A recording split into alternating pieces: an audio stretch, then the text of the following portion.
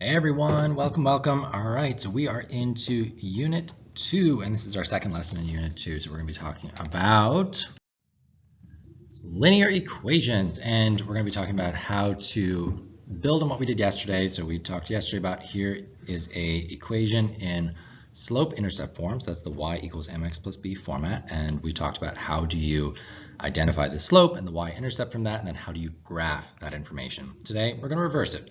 How do you go from graph back to equation? And we're also going to look at how do you go from 2 points. So if the graph wasn't there, but I told you these were 2 points on the graph, how do you go from that back to the equation as well? There's going to be a new formula today. So we've had the slope formula and the slope-intercept form of a linear equation. So the y equals mx plus b.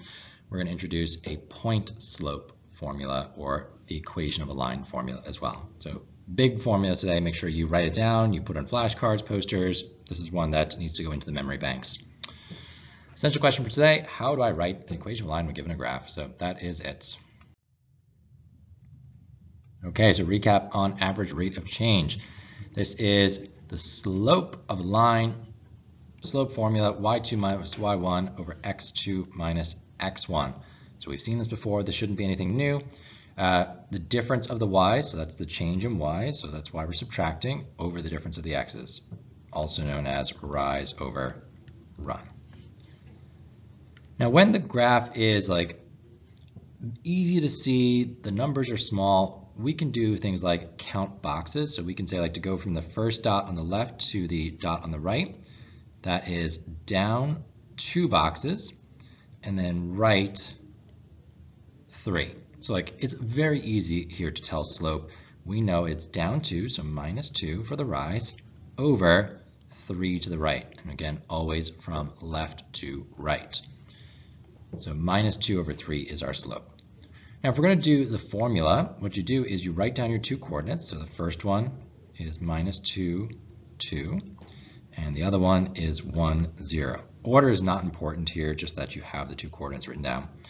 And then you're going to label them as the first one, so x1 and y1, and x2 and y2. So the first x, the first y, the second x, the second y, and now we sub those into our formula. So slope is equal to y2 is 0, minus 2 over x2 is 1, and then x1 is minus 2. So I'm going to have a minus 2 here. And remember, that's a double negative, so that's going to become a positive 2. Some of you I see doing like vertical lines, like if you have these 2 negatives here, you just kind of like change them both to positives. That's fine too, whatever shorthand system works for you, but you need to remember that that is now going to be a positive 2. So I'm going to have minus 2 over 1 plus 2 is 3. So same answer as what we got when we counted boxes. That's what we're looking for. So if you're given 2 points on a graph, or if the points aren't given, you're going to pick out coordinates that you can see, so where the line crosses grid lines, and then use that to help you count boxes or use slope formula. All right, so equation of a line. We saw this one yesterday, y equals mx plus b. We are going to use that information to try and figure out what is the slope and what is the y-intercept. So looking at the graph, the y-intercept is the easy one usually. Where's across the y-axis? At this time, it's minus 3. And then the slope, pick another point that you can see. So here's the next closest one. And that is over 1 box and up 2 boxes. So that's going to be a slope of 2 over 1, which is just 2. So my equation is y is equal to 2x minus 3. And that's it. That's all you're going to have to do here. So y-intercept, identify it, identify the slope, sub it in. All right, take a shot at it. New equation, identify the slope, identify the y-intercept, pause the video, write your answer down, and then come back and see how you did. All right, so we've got a y-intercept of 4. And then looking for other points, here's one. So to go from left to right, it's down 1 and over 3. So I'm going down, which means it's minus, and then over 3. So 1/3 is my m value. So my equation is y equals negative 1/3 x plus 4.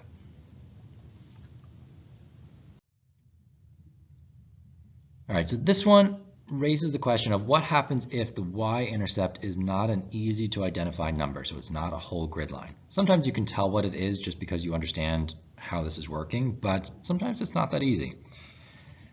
So what we're going to do here is we're going to use a new equation.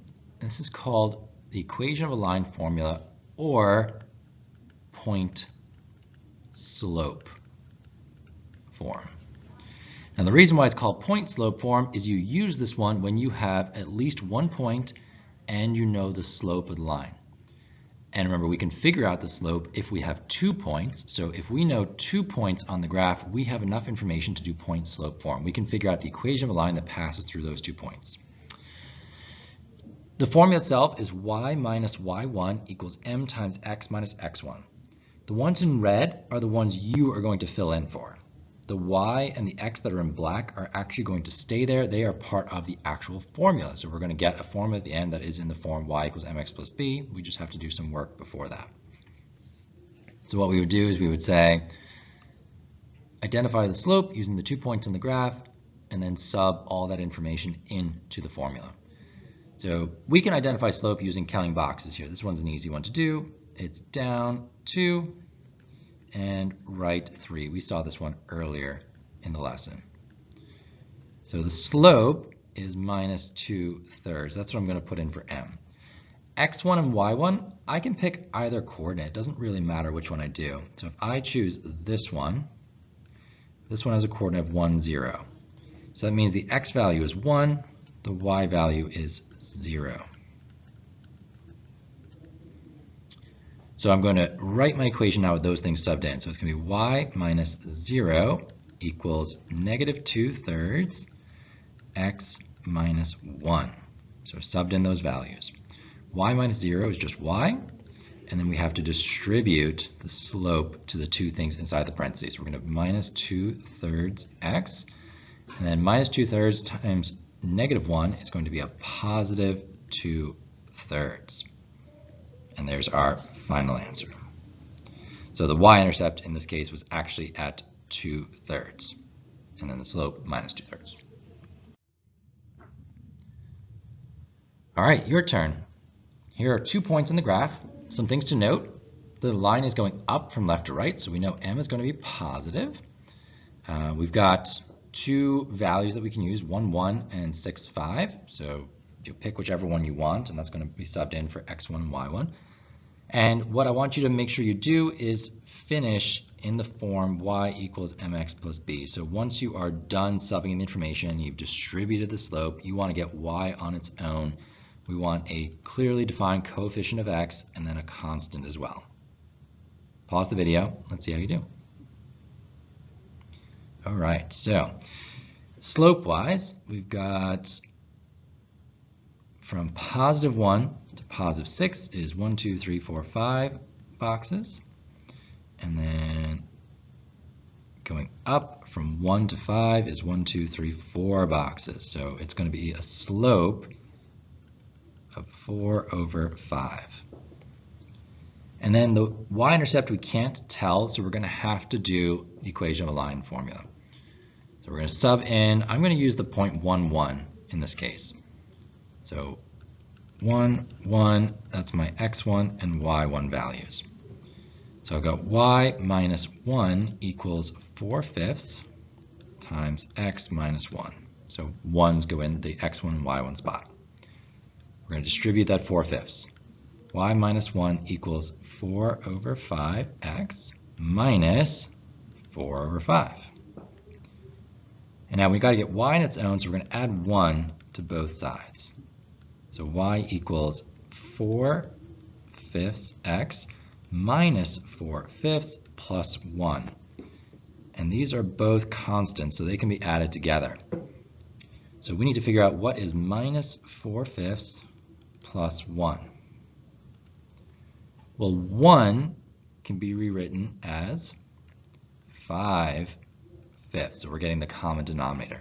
So it's going to be 5/5, and then we got a minus 4/5. So together, that's going to be positive 1/5. So my final answer is y equals 4/5 x plus 1/5. And we can see that that's a realistic answer. That number is down pretty close to 0. It's less than a half, so 1/5 fits the scenario. All right, new scenario. You're given 2 points. Write the equation of the line that passes through the 2 points. So I'm going to put my formula up here. So remember, you're going to have to start knowing this one off by heart. And I'm going to put y equals mx plus b in here too, just in case I need that one. All right, so first thing we're going to do is figure out that slope. And one thing I really like to do in these scenarios, even though you don't have to, is just a quick sketch. It doesn't have to be graph paper, but just like put the 2 points in. So -2, 4 would be roughly there. Like it doesn't have to be perfect. -2, 4, and 3, 1 would be like down here somewhere. So we're figuring out the slope of the line that passes through those 2 points. So making your triangle, you're gonna be like, okay, to go from 4 down to 1, that's 3 units down. And from -2 to 3, that's 5 units across. So my slope is -3/5. It's like, it is very simple to do, especially with a very rough diagram. Now, if you have graph paper, use it, but you don't have to have it to be able to do this. And you could also use the slope formula. So you could say like, this is x1, y1, x2, and y2, and go for it that way as well. Either way will work. In terms of the point you pick, so we're going to use point slope formula because now we know the slope and we know a point. We don't know the y-intercept. You can pick either point. I typically tend to go for the 2 positive ones. Not that it's any different, it's just that's like my rule of thumb is I go for the positive ones, but you can pick whichever one you want. So it's going to be y minus 1. So I'm going with the point 3, 1. So this is my x1 and my y1. Y minus 1 equals -3/5 x minus 3. So that's going to be y minus 1 equals -3/5 x, and then -3 times -3 is +9, and it's still over 5. Almost done. I got to add 1 to both sides. So they're going to cancel, and I'm left with y equals -3/5 x. And we did this one already, so 1 is the same as 5/5. So it's 9/5 plus 5/5, that is 14/5. And that's my final answer.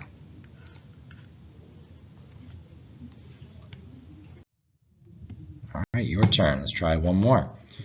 I'll put your equations up here again. Y equals mx plus b if you know slope intercept, and y minus y1 equals m times x minus x1 if you know the slope and a point. When you're given 2 points and neither of them have an x coordinate of 0, that means you don't have the y-intercept, so you're going to have to use point slope form. Pause the video, come back when you're ready. All right, so we've got 1, 5. 1, 5 is like roughly there. We got -4, 2. So 1, 2, 3, 4, 2, it's around here somewhere. So our line is going something like that.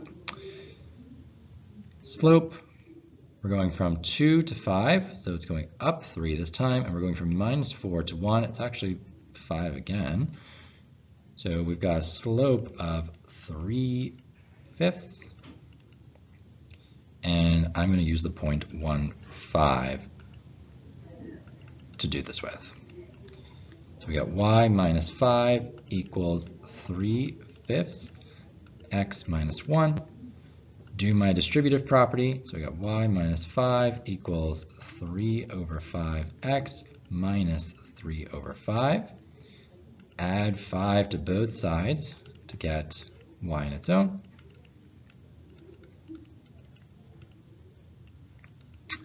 And 5 is the same as 25/5. So 5 wholes is the same as 25/5. So then we've got 25 minus 3.